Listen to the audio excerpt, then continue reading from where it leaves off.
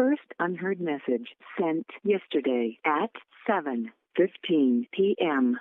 Ty, you are not going to believe what a seller just asked Kyle. Can you meet me at the gate? I'm Rich Levene, and this is Meet Me at the Gate, where we're not just talking theory, we're tackling real-world problems head-on, driving solutions that supercharge productivity and team dynamics. Every episode is a journey towards improvement, empowering you, the manager, to lead with innovation and confidence. Join us to transform everyday roadblocks into highways for success. So let me ask you this. What can consignors or marketers do to make auctions great again? Stop sending emails. Okay. Stop sending emails. Stop beating us up on trucking, right, Ty? Yeah, definitely. I think for me, it's like when you get a new account, it's always scary. You don't, like I said, like if you consign cars with me tomorrow, it's like walking on eggshells at first, right? But I like your style. Hey, call me, text me. What's your favorite basketball team? Let's get to know each other. And you never know. Like a lot of my big consigners are, we go to dinner every other night. I go to their kids' birthday parties. Like it's more than just the auction. And I feel like, but then as time goes on, you become such good friends. Sometimes you kind of get laxed on their business. So they have to be careful there too. But no, I think you hit the nail on the head, man. I love what you said as a consignor is you actually get to know the people. You actually, it's not just the business. And I think understanding the difficulties that the auctions are up against every day, because like a lot of these trucking, Ty can see, you go to a repo yard, the repo agents don't want to talk to you. There could be traffic. It's like on a map, 30 miles looks good, but 30 miles is 4 hours sometimes. It's just, I think it's just really understanding what goes on in the office from your guys' chair. Yeah. Oh, 100%. Number one, anybody listening, if you're a remarketer, what can you do? Go buy the book and read it. It's called Extreme Ownership, How the U.S. Navy SEALs Lead and Win. Go read it. Okay, number two, and now any manager out there listening, whether you're a remarketing manager working on the selling side or you're a remarketing manager working on the auction side, go read the book. And you guys are both saying something in common here. And Kyle, you said it earlier, you get departments where the managers will start fighting against each other. And Tory, you hinted at it. You didn't say it, but you email or whatever, and you're trying to get stuff done and you're pushing and you want to get cars in. Okay. Nobody on this podcast right now, nobody that's selling cars with us, nobody that's buying cars from us, or nobody that's working on our teams with us is the enemy. Okay. We're all in this together. And we need to understand that we're all trying for the same thing. We want the best result. And so we need to take a step back and ask ourselves, did I do something wrong? Did I make an error? Do I take ownership? And I think one thing that you and I have had conversations about, Tory, comes down to expectations. Did you set, as a remarketer, clear expectations of what you wanted with your account from the beginning? And anytime somebody changes at the auction, it happens. People come, people go. People get fired, people get hired. Okay? And you change sales. You guys come up with new ideas. You come up with new concepts. You guys know what you want, but that doesn't translate through an email. And that comes down to communication. And I had the same talk with my team today. Look, if I email you and tell you to go out and park 50 cars and you don't park them, whose fault is it? It's probably mine. Right. Yeah, exactly. It's my fault because I just sent you an email and told you to go park cars. Now, by doing that, I expected you read it. I expected you understood it. I expected you to know what the vision was and why I needed those 50 cars parked. Versus if I go grab a bottle of water out of the fridge and walk down, hey, Tory, I got 50 cars I got to get parked today. I need some help. Donnie Trump Jr. just called me up and he says he's going to help make auctions great again. Ty's going to bring some cars in for us. We're going to do this. Next week, we might be able to set a record for most cars sold on the 4th week of January. Can you help me? And you might do it versus an email. You got 50 cars, go get them set. Yeah. It's kind of like what you say, Rich. Who has all the power when you're talking? The person talking or the person listening? To me, it's the person listening. I can say whatever I want, but if I don't say it so that person understands, what good is it? Right? What? Bingo. A side note question, just because, my family, long list of auctioneers, and my first podcast with Rich was about the auctioneers. As a consignor, do you ever feel you have the wrong auctioneer or the right auctioneer? Yes. And it's so funny.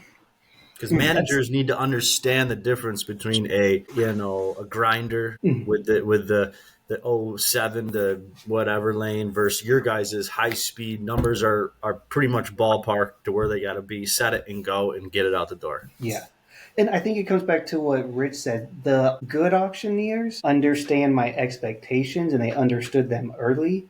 Yep. And to me, when I'm on the block, a good auctioneer will know when I'm going to sell the car before even I know I'm going to sell the car. That's a real auctioneer. Yeah. And to me though, we kind of laugh about this, and it's happening so much in my everyday life and business. Like I'm in business and we never talk about the auction. We never talk about the auctioneer. All we talk about is how much is it going to cost me? What can you do for me? How much is trucking? Do I get my cars back? Who gets the paper? It's like, whoa. Let me talk to you about the art of what we do for you. The art of the auction. Did you read my email? Quite frankly. But you know what I'm saying? It's just, I wanted your take on it as a consignor, because. And auctioneers will save your butt so many times when you treat them right and you're honest with them. And I tell my auctioneers, I was like, hey, I'm human. I could have misfloored a car. Like, I could have misjudged the damage. I could have, misread a number. Like, I'm not perfect. But when you're open and honest with them, it's so, like, it's amazing to see, like, how much they have your back when you're up there on the block. Yeah. You drop them 100 on your way out? I would never do that. No. Negative. Really? That's the way it used to be. I used to watch them all the time. As soon as they're walking off the block. Thanks, sir. You did the handshake with the 100 in it? Yeah. Good job, I buddy. remember my CarMax days. Yeah, seeing that several times as other You buyers. can't do that anymore? Really? That's not good business. No tax on tips, though. Frankly, that's a really, really tremendous idea. I love that idea, frankly. So Kimball? We're going to have Kelly on the next. HR. We're going to record with her next week. She's over there crying in the corner. No. Rich knows, like Tracy, his the auctioneer in my lane out there. Him and I get along so well. Like, and him, the ringmen, Kenny, Tracy, like there's certain auctioneers, when you sell it, you're like, I got everything I could, even if it's under your floor. Auctioneers got all the money they could for it. This is what it's worth today. Let it go. Yeah. And then there's some auctioneers where you're like, oh, man, like you're constantly having to like, hey, I need to be here. Hey, I need to be here. Hey, I need to be here. It's like, and Rich knows this, when I give a number on the block, I don't budge. Like, this is what it takes to sell. Either take it or leave it. Let's move on. And so the good auctioneers will basically tell the buyers, nope, like, don't even counter, take it or leave it. Let's move on. And it's so funny, like, how quickly you train the buyers. When you have a good auctioneer. Yeah. So, have you ever told an auction, hey, can I try another auctioneer? As a manager, I think as an auctioneer, obviously I'm an auctioneer, but a lot of managers who aren't auctioneers, I don't really know if they even pay attention to it. And that bothers me because, like, a good auctioneer is no different than, like, a good musician. Like, there's good and there's bad. I mean, it is what it is. I know some really good ringmen that are horrible auctioneers, or vice versa. So I'm just curious. I mean, as a GM of a sale, if you're not an auctioneer, I think you should really pay attention to that, and maybe even ask your consignors, hey, are you happy with your auctioneer? Because they might find out a lot of information. Yeah. Well, and it's so funny, So my wife works from home too, so she's heard a lot of my sales, and she cracks up because she's like, it's so funny when I hear you laugh with like all that chaos because you and the auctioneer are having a conversation. And he's while he's doing his job. And I was like, I'm typing to him and he's reading it and then making a joke in the middle of his cadence. Oh, I love that, man. Yeah. And that's the thing. I was like, I feel like as sellers, sometimes, you have to be stoic and you got to, represent, you don't want, have your poker face. I'm like, man, like, this is a fun job. Like, this is fun. That's have awesome. fun up there.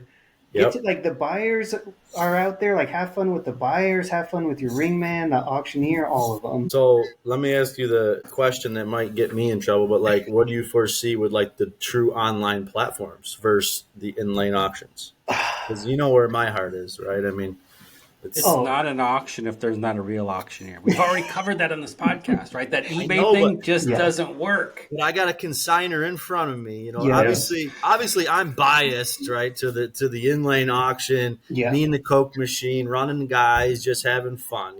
Just so. Our number one job is to get our clients the most money. Sometimes that is online. Mm-hmm. So I will say, to me, a good remarketer uses that to their advantage. Oh, for sure. Yeah. Yep. So to me, it's a necessary evil. Correct. I know for the auctioneers, I tell all my auction, I would much rather have you guys sell everything. Sometimes the money's just not there that day. I hear you, 100%. Yeah. So that's why we have backup. That's why we have the spare tire underneath the pickup, just in case you guys hit something out there in Texas. Hit a deer, a hog, whatever. Or barbecue rib out there on the main road. Which you said you got good barbecue out there. I don't know. Okay, anytime you want to come up, I would love to show you. Okay. It's really tremendous. So I think you need to make a trip to Texas in 2 weeks. 2 weeks from today. Be here, be square. Yeah. I'm going to Dallas. I don't know. Let's see, 3 weeks maybe. I know it's a little ways away. All right, we're going to offend everybody in Dallas right now, but Dallas isn't Texas. I know. I said it's there go ratings. Well, it's like New York City versus upstate New York. I get it. I get it. Yeah. I love the feedback just as a consignor because I never really get to have this conversation with a consignor, and for me, it's really cool just to hear the voice of a consignor. Yeah, was I not paying attention? So, Tory, what was your summary? Online auctions versus in lane. I think I know, but yeah. So we prefer same thing. I would prefer to sell it through the lane, but like what Kyle said, that's kind of our backup plan. Like, hey, if it doesn't bring the money, this is my number. It doesn't sell there. I'd say about 80% of the time, I'll get the number I countered at online. Yeah. We've talked about it on this podcast, and you guys know me well enough. I read a lot of books. I read too many books, maybe. But last year, I read a book called Delivering Happiness, and it's by, I don't know how you say his last name. I'm going to say Tony Hsieh. It's spelled Hsieh. He was the CEO and founder of Zappos. And as I'm reading through this book, I'm looking for how is he delivering happiness through the customer service. But there was a huge aha moment in there where I made a connection to understand why auctioneers and live auctions are so important. And it was at a time in his career or at Zappos when they were struggling. They were about ready to go under. And he had a $1 million condo in downtown San Francisco. Basically, he had to raise money or he was going to lose the condo, lose the business. And so he's trying to get investors, all this other stuff. And he ends up saving the company, which everybody knows Zappos is still going. But right at the very end, he's like, I don't think I'm going to make it. He had a little bit of doubt, but he's like, we're going to have fun, right, before we go out. So he decided to have a rave party in his condo. So he clears everything out and he brings in a DJ. And he puts this DJ in the middle and he got all the lights going. And what he says was that the energy that the DJ brings and then livens everybody up and gets them moving, he attributed it to sacred Native American or Indian dances when they used to all dance around and somebody would be in the middle performing. And they just bring the energy and everybody just gets engaged with the DJ. What's the auctioneer do? He engages the crowd. He gives them energy. They come in. They all start, for lack of a better term, it's that Native American tribal dance. They're like, yeah, bid, give me more, get some energy. Yeah, and then you as a rep. Yes, exactly. And I was like, that was my aha moment. You cannot replicate that on eBay. I'm sorry. Just not going to happen. Yep. Or eBay-like platforms. Yep. Well, and kind of like what you said, Rich, that energy. It's so funny that when auctioneer and ringmen know that you're a good seller, how much more energy they have. Because I've been in my lane, read myself, sold all of them, step off the block, and then I'll watch them run another client that just no sell, and just the energy goes boom. And it's so to me as a remarketer, like I take that as my responsibility. Hey, I need to give them this energy boost. If I have terrible floors, if I'm iffing stuff, if I'm no selling stuff, like that is on me, not on the auctioneer and ringman. Yep. I'm just terrible at my job if it gets down to that point. And another thing for managers, I always ask my consigners, especially if I'm struggling with some, maybe I'm not saying you're wrong, but like, where do you get your numbers for your cars? I know Rich loves Black Book. I think that works really well. But, I always say from up in New York, you might look at a '05 Camry in Orlando with 100,000 miles that did King Kong money, 6,000-7,000. And then up here, they're like, yeah, we put it in. Well, yeah, there's no rockers on that car out there. So Salted out, yeah. And as an auctioneer, you're like, 11/6, 7/7, 4/3, roll the card, park it on the out. It's like, you're not even going to try, man. You know what I mean? So to your point there, as a general manager, really understand your cars and how your consignors are pricing them, help them if they're not doing a good job at it, Well, and so out here in Texas, I swear every car in West Texas comes off the lot with hail damage. Okay. Now, in Texas, there's certain levels of hail damage. I did not know that. So that's awesome. Yeah. So you have like the Texas rain, which is just, about 50 little pea-sized hail. And then you got the Texas golf ball hail, and then you got the salvage hail. So you have you have a white pickup truck that they see out in the sun, and you're like, all right, hail damage. Like, how bad is it? So if I'm looking at photos, like, it's kind of if the photos aren't great, that's where I ask my outside coordinator once again, great to have their number, like, hey, how bad is this? Because the photos, it's hard to tell. And when you have that relationship and that trust, they'll be like, man, it's just a little Texas rain. You're like, all right. A little Texas rain. I like that. Yeah, you're good. If they're like, man, it's bad, then you can kind of adjust. But so to me, yeah, there's a lot of like different stuff. I don't mean to laugh, but it's so funny because it's up here with like Chevy Silverados with the frame. Like inside, can you put your hand through it, or is it like can you poke through it, or is it like a peephole, or So by you describing this hail damage, I don't mean to laugh. I'm just like, the other day I had this conversation at post sale. I'm like, yeah, it's got a bad frame. Can you put your hand in it? How difference does it make? It's freaking bad. That is super. I mean, that's cool. I like that. I did not know that there was that much hail out there. Oh yeah, there's a lot of hail. So back to your original question. So I stick to like cars in my region. So we have internal stuff that numbers that kind of stick client by client what we've sold them for in the past. Obviously, Black Book, MMR, that type of stuff. But it's it's pretty centralized. Like, I can kind of go back and see what I've sold at specific auctions, specific clients.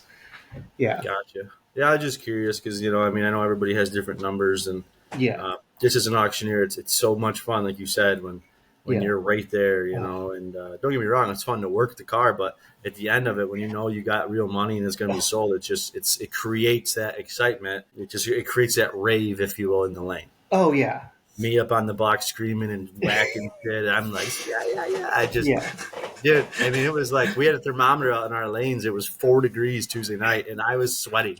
I'm like, oh, it's so freaking hot. Freaking 110 cars. Like, I missed 2. I was pumped. This gets me fired up, man. Well, and it's so funny. Like, I love the auctioneers that hate missing cars. Like, when I sell a car, like, there's some auctioneers and ringmen that are like, I can't believe that happened. Like, they take it upon themselves that like, I can't believe I didn't do that. So that is like where you're like, all right. Sometimes it's like, you're getting good money when auctioneers are like that. Oh, for sure. Yeah. For sure. It's fun to work with, man. It is. And I think as an auctioneer, too, you know your buyers. You know who you can push, who you can't push. And I'm sure as consignors, you see the same buyers every week in different sales. And you know who you can push and you know who you can't push. Yeah. Well, and that's like when I say auctioneer saved me, like when I started this job and I was starting to build up that trust and it was getting more and more, there was times like, because I'm up there looking, I know all the little signs of people trying to bid. If a guy would put a bid, I kind of look at my auctioneer, my ringman would like shake me off, like, don't take his money. I can get more. Like, yeah. Or there'll be times where I'll be sitting there with my fist closed and the auctioneer will look at me and shake his head like, I'll get more. And I'm like, all right, just tell me when you're ready. Like, yeah. That you can't get that on the cell phones hitting bid, or I don't even know what the hell they call that stuff. Yeah. It's like a picture, and then you click it, and your wife's like, "Honey, dinner's right." I'm like, "How with that?" All right, you know. Yeah. But when you're in bed, man, you're ready to make love, you know, and that's what in lane is, dude. I'm telling you, you That's know. when the real screaming and whacking comes Yeah, in. baby. Yeah. You know, it's my Last the whole favorite. 30 seconds, right? That's right, baby. Yeah. This is 10,001, the Wrecked 10,002. and Damaged podcast. Yes. Well, I tell everybody, I tell them like, oh, I'm in the auto industry, and I tell them about this side. People are like, wait, what do you do? I'm like, where do you think all these used cars come from? Like, Yeah. people don't know about this side. And they're like, well, what's an auction like? I was like, you ever been to a sporting event with high energy? I'm like, that's the best way to describe it. It Yeah. is. And that's why I think the hype of it makes auctions great. Yeah. And like from your last podcast, I feel like some of that energy has been lost, but I feel like it's starting to come back. It is. That focusing around the people, and that to me, when I walk into an auction, that's what I want to see is the people taken care of, the employees. Because if they're taken care of, they're going to care about my stuff more. If they're being overworked, underpaid, demand to do this, demand to do that, they're going to be upset. They're going to be ticked. They ain't going to care a darn about any of my stuff. They're just collecting the paycheck. Yeah, hail damage just went to a few dings. Yes. Screw this guy. It's a different kind of hail damage. So a big push for me for 2025 with some of my auctions is how do we build trust, more trust into our brand, into our product. There's one auction that I love them to death. They will never tell me when our arbitrates or when they inherit it.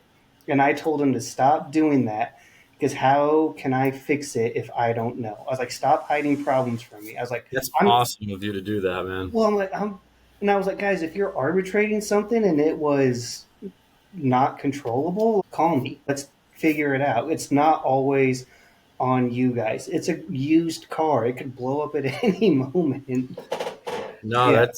that's something to be said for because a lot of I think a lot of auctions in general do that because we're always afraid that the consignor is going to say, God, this place sucks. They missed something and I got to eat it, and that, it's just. And I'm not saying that happens a lot with consignors, but it is the auction we're trying to do so good. Sometimes we do that thing just to, make safe days. We have humans running auctions, right? No, the robots. No, robots. We're robots. Oh, robots. You guys are perfect, just like I'm perfect. Yep, perfect. Okay, got it. Yeah, so and to me, it's like arbitrations kill trust in people's products. Nobody wins in an arbitration. Nobody. Everybody loses. Yeah, so I was like, so let me know so like I can fix it moving forward, or if it's something we need to address that like, hey, we're finding issues with this, these type of vehicles over and over, like, I'm like, so we can address it and make it better. You mean like a CVT transmission? No, those things are tanks. Tanks. Ford on Focus, a Nissan Rogue? It's all that power just waiting to get out. It's like me in the morning. What is it on a 26 Nissan Rogue with 180,000 miles that your dog's been in the back seat forever and it smells like a trout because last week's lunch is still in there? Are you talking about your personal car there? I am. Okay. Actually, I'm referencing a podcast we did about a year ago right now. And it was pretty funny. Because it's like, why are you arbitrating it? And that's what we talked about was red light auto auctions. And it's real wholesale. If you're buying a car, you're a professional. Come out, kick the tires, look at it, open the door. What does it look like? What does it sound like? Do all those things. Do your homework. We talked about that in another podcast. Do your homework. Stop relying on the CR to be exactly right every time because we're not robots, right? Mm-hmm. And so, and what you do that I love about you, Tory, and you nailed it tonight, and it's you're a human being and you treat us at auctions like human beings, and you know how to have the difficult conversations without making us feel like we're losers. And you own it from a partnership standpoint. How can I help you become better? How can I help you build more trust? And what's happened when you get a seller like somebody like you that comes along, it not only does it lift up your account, but it lifts up us as an auction. And then we get buyers that want to come there. Then we get auctioneers that want to sell cars there. Then we get other people that want to sell cars there. And it's contagious. So a little spin on this is you're your own rave within a rave because of what you're doing and bringing the energy. Yeah, we got an auctioneer that everybody's looking at, but when people like you show up on the block, even if it's virtual, and you have these conversations and you have fun, people enjoy that. At the end of the day, people don't want to be miserable, even if they act miserable. Miserable people are miserable, but they don't want to be miserable. Yeah. So why Yeah. create more misery? Yeah. Oh, 100%. Yeah, life is short. Enjoy it. I don't know, Rich. I had a girlfriend once. No, just kidding. That had a bad rear end. Frankly, she was a very, very pleasant woman. Nasty, so nasty. But was she arbitratable? Well, you know. But doesn't it drive you nuts when sellers push the envelope? They're like, hey, this car with 160,000 miles, let's go green light. Do buyers even trust that green light? That's my thing. Like, I tell my auctions, I was like, if it's a sketchy green light, don't do it. Because Right. I want our green lights, our certs to actually mean something. Like, buyers should trust those cars. And they should know a red light's a red light. I have found the more trust they have, the lights don't matter. They'll still spend great money on a red light car. Here's what I've learned about trust. It's like a checking account. Okay, you can't withdraw trust from anybody if you haven't made any deposits. So if you're a seller, you're a marketer, and you're doing the right thing all the time, and you're doing your CRs, and you're up in your cars, and you're doing like what Tory does. We're going to call it the Tory model. You build up a ton of trust. Why would you want to risk that trust by pushing the envelope on a car?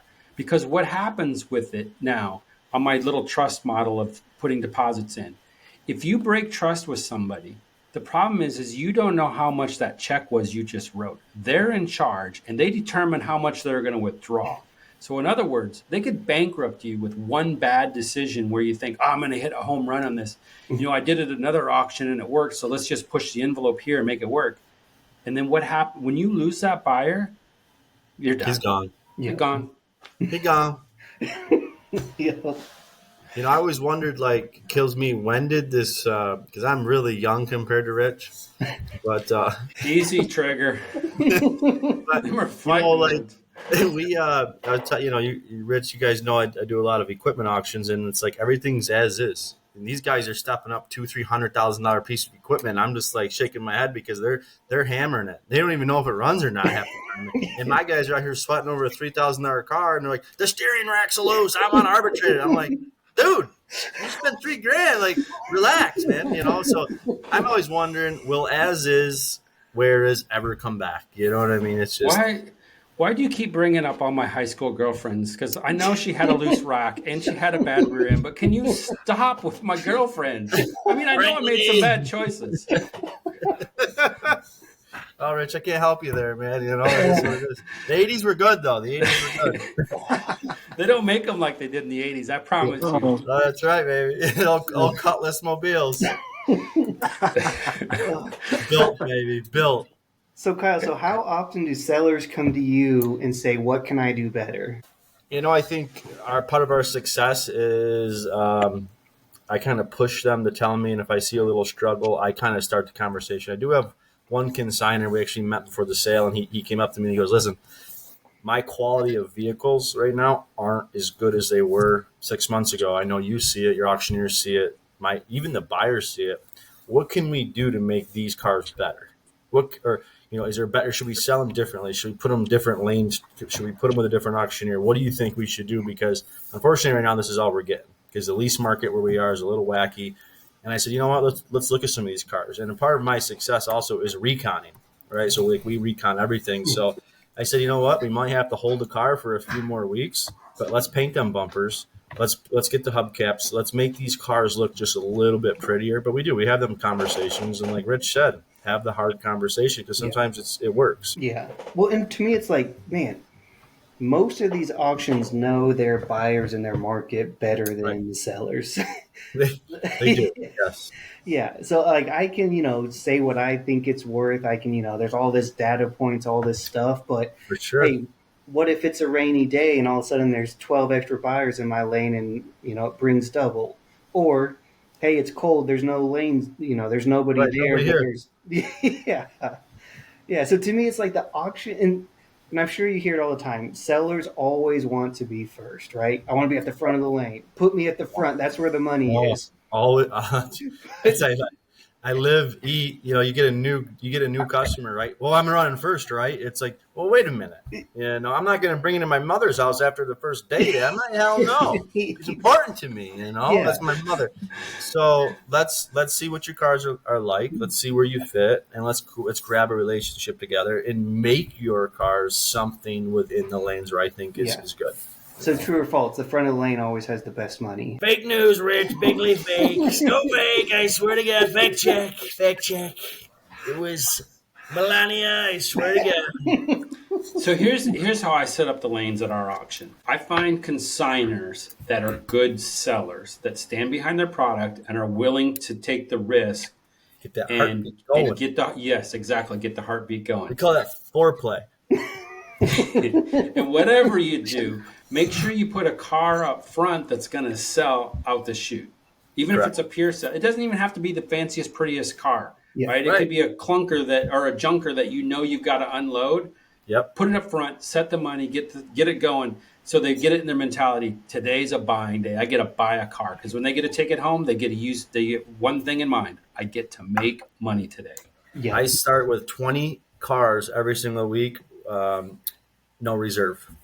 So if you're the last buyer, you're owning the vehicle, and it creates just so much in the lane, so much excitement. Yeah. And, and these cars they're not $30,000-$40,000 cars. They're usually that $800 to $1,500 car. But by saying no reserve, these guys are jumping at the bit just because they know, like Rich said, they know they're going to own a car and take it home and try to make some money. Oh, to me, I tell the auctioneers, I was like, that's the best thing you can say is be on top. Or I'm going to sell it. And it's so funny how often, here comes like 5 more extra bids. Yep. Yeah. Thank you for joining me on this episode of Meet Me at the Gate. I hope the conversation has helped to fuel your drive and equip you with insights to steer your team towards success. Remember, the road to success is always under construction. And until next time, keep your engines revving and your gas tanks full.